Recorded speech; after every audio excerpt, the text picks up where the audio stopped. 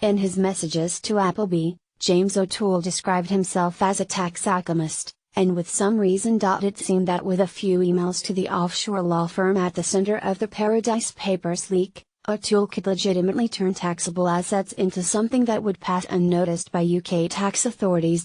Boats, shares, properties and cash were all transferred into offshore companies set up in tax havens such as Mauritius and Seychelles, their ownership obscured to reduce duties in the UK and Ireland. O'Toole, a British lawyer, co-runs a firm called Aston Court Chambers. Its specialty aggressive tax avoidance. Working with advisors and offshore law firms such as Appleby, Aston Court sets up structures designed to help the wealthy hide and protect their assets from the taxman. There are all kinds of off-the-shelf schemes to help people do this. All of them are aggressive. Many of them are now likely to come under scrutiny from HMRC, which has pledged to crack down on artificial schemes.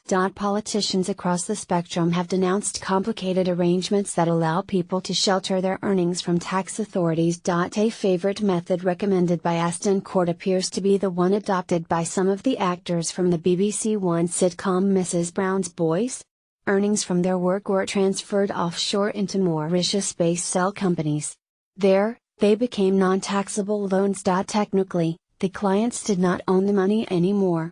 But by signing up to be investment advisors, they were able to keep control over how the cash was spent. Mrs. Brown's Boys actors were not alone in moving earnings and assets out of the UK.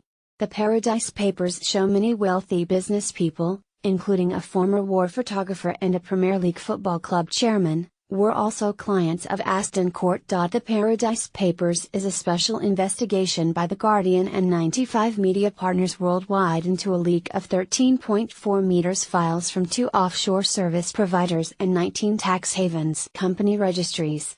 The files reveal the offshore financial affairs of some of the world's biggest multinational companies and richest individuals, and set out the myriad ways in which tax can be avoided using artificial structures. Read the full story. Mark Faulkner, a banker, and his wife, Harriet Logan, an award-winning photographer, had perhaps the largest and most complicated setup arranged by Aston Court. The pair transferred millions of pounds of assets into a set of companies in Mauritius called Babington PCC, in a move that is not illegal. Alongside cash, they transferred stocks and shares, a yacht and a large portfolio of pictures, including well-known images of Martin Luther King Jr. and Jackie Kennedy. Legally, they belong to Babington. In an interview in The Guardian this year, Logan referred to them as they hung on the walls of her home in Essex. In their role as investment advisors, the couple have recommended the purchase of properties around Spitalfields in London, a £136,000 classic car and a £200,000 collection of fine wine.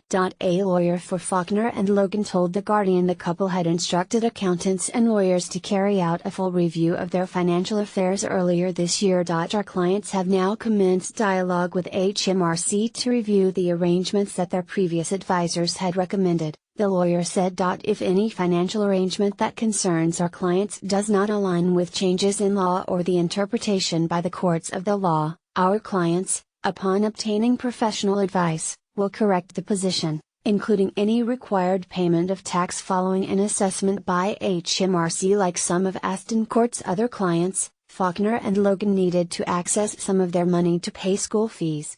O'Toole and his colleagues devised a way to help without triggering a UK tax bill. It was called the Educational Purpose Trust (EPT). It was set up in Mauritius in February 2013 and, if run according to the rules, the trust legally offered scholarships to children that trustees deemed worthy of help.